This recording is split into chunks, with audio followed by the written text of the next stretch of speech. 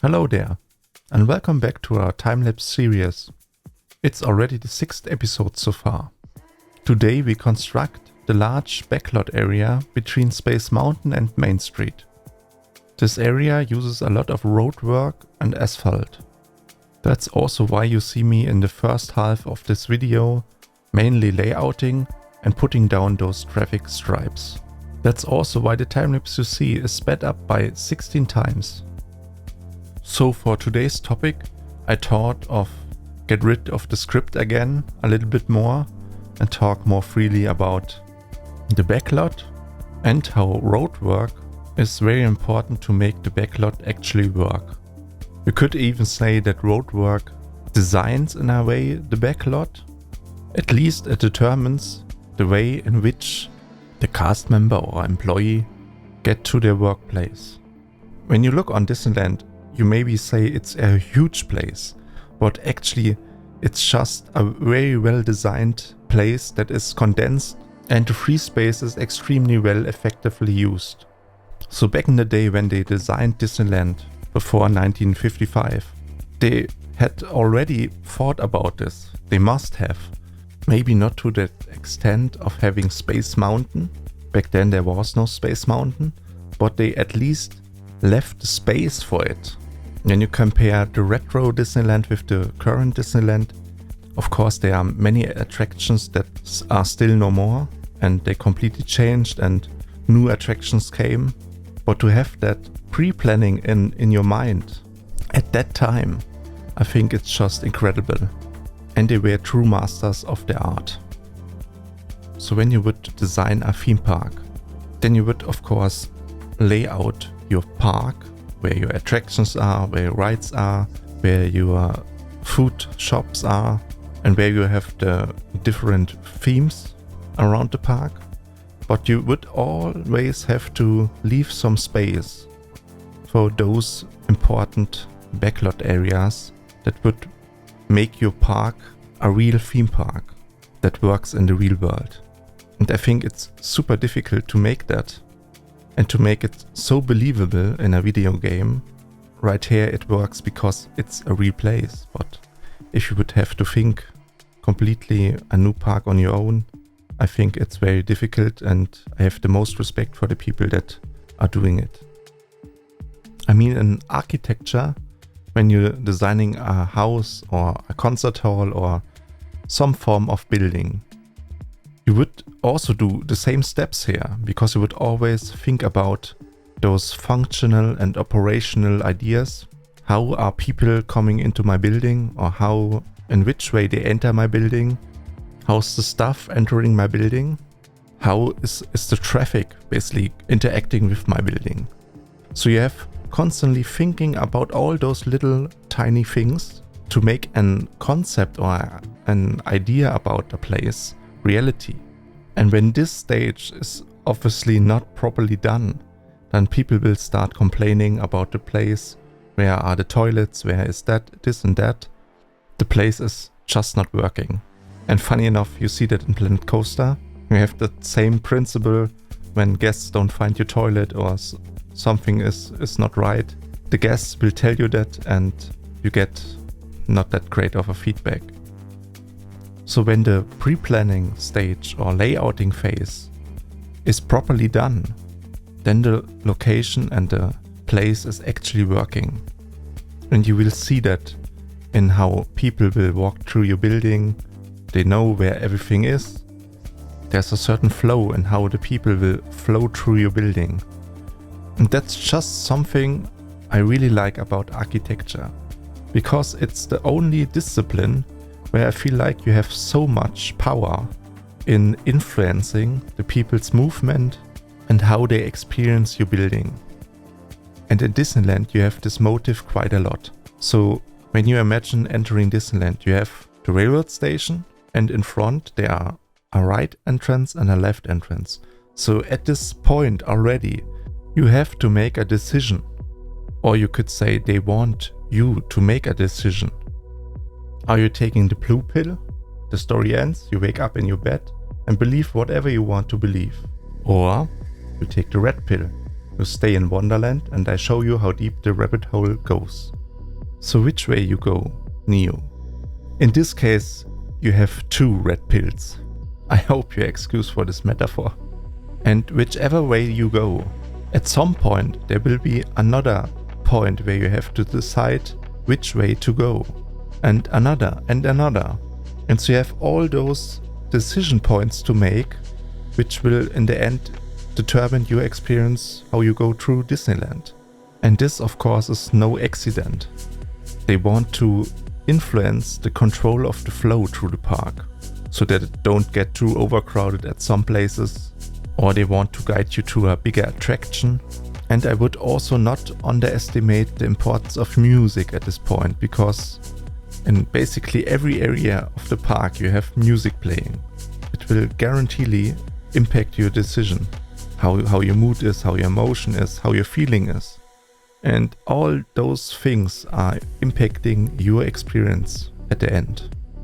So wow, I don't know how I ended up at this topic. I thought we talking about Backlot. But I mean, it all merges into each other. And maybe to end this topic, if your backlot is working and your layouting in the first place was really good, then your park will absolutely succeeding and it will be a great experience for your guests. And when you're back at the park, just for the sakes of it, count your decision points and let me know in the comments.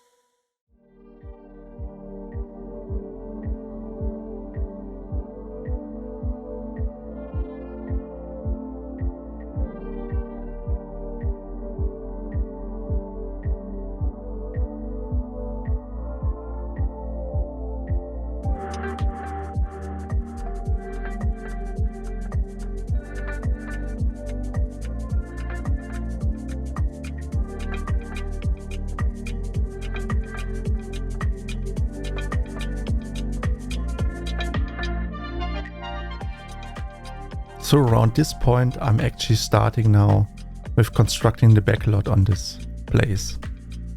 So as you can see, we have those main 2 buildings here, and the main goal here is to stay pretty neutral, so it looks more generic. I have this feeling about those buildings that no guest will see this area, so why should they make it somewhat good looking? Maybe some of you are familiar with the German architecture movement of the so-called Bauhaus, and the main quote from them was basically that the form follows the function. Each building that you see in this backlot has a specific function, and so does the form follows this function. And I think that's a great thing when you designing a backlot, that you always just think about what do I want to build here actually? What is it? Is it a drum station? Is it some form of staff center or a toilet or maintenance center, a workshop or something? And the great thing about this is actually that you could just Google it and you would look for references. And at some parts I do it as well on this backlot, because again I have only this aerial image, because you don't have any actual images of this area. And that's also why I just sometimes improvise and I look up some other images of backlots where you have images. And so you have to get some inspiration going, and then you can build literally anything. And again, when something looks not that perfect, just throw in more elements, more detail, more stuff that looks somewhat interesting. If it's in the right scale, in the right theming, and with enough trial and error, it will at some point work, I guarantee it.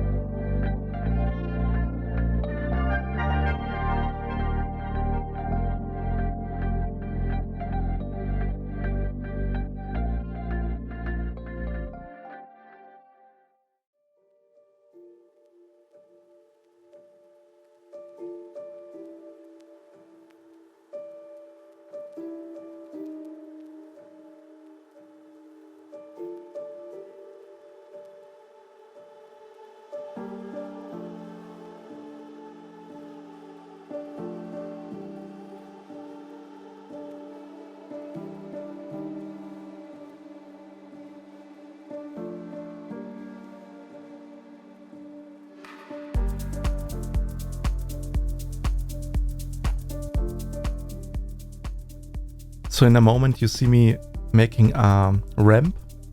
So it's also a main part when you're designing such realistic kind of areas to think about that. You also think about people with disabilities. And it's the same thing as in architecture.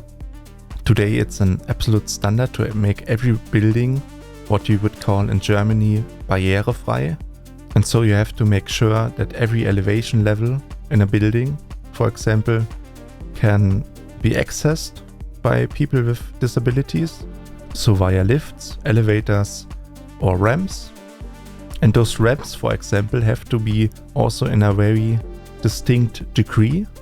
So it cannot just be a ramp, it has to be a ramp that's at least below 3 to 6 degrees. Above 6 or 7 degrees, the wheelchair could actually start to move on its own, and at some point you wouldn't be able to move that wheelchair up the ramp. And that's obviously something that we absolutely don't want. But I hope that also this gives you a little bit more insight how to think realism.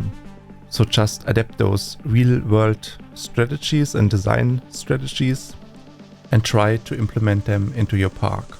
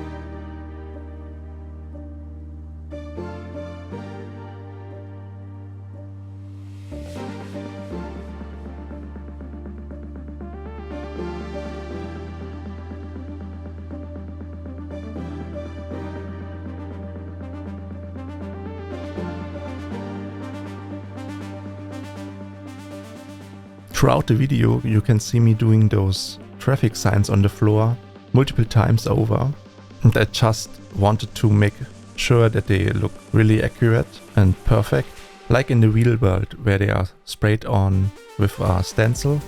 But of course you can't do this in Planet Coaster, that's why I make them with art pieces. And that's also something I would love for Planet Coaster 2, that you would have some form of decal tool so that it looks like painted or sprayed on, or I mean, people already in the workshop did this also with crunch maps. So when you place that on the building, it looks more oldish, or it's some dirt on it or something like that. And it gives, of course, the building a lot more depth and realism, of course. I also thought about implementing some items for those crunch maps or those dirt maps via the FiMaker's toolkit, but I feel like it's much better to stay independent of those custom scenery pieces, and I will tell you some reasons why I don't use them that much. So first of all, I think you kinda could get addicted to them because they look much more perfect than all the vanilla pieces in the game. Secondly, the fact that everything in the park that you see is 99% made out of vanilla pieces, which is a big deal for me. Thirdly, it's just the performance, because I don't know how exactly they impact the park's performance. And for the last part, I would say it's just too time consuming to go back into the editor, and I would use 3ds Max for modeling software. So then I would have to texture it. Then I would have to go through the process of converting them via the website and download it, put it in the separate folder. All those steps take quite a lot of time, and that's why I think I'm way faster with the vanilla pieces. And for those rare occasions where I really need a custom scenery piece or some form of animatronic, then of course I would do it in the traditional 3D modeling application.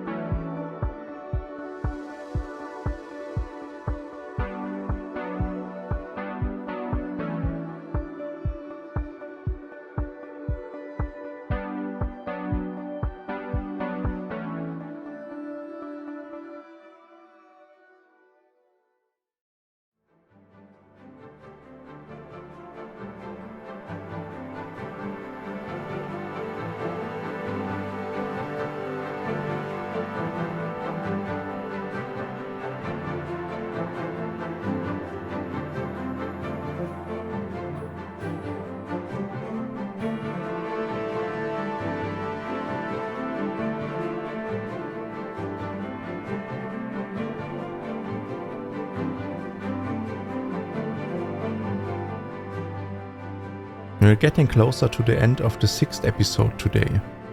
Today we managed to make this big backlot area between Space Mountain and Main Street, and we mainly talked about how to make a backlot look realistic.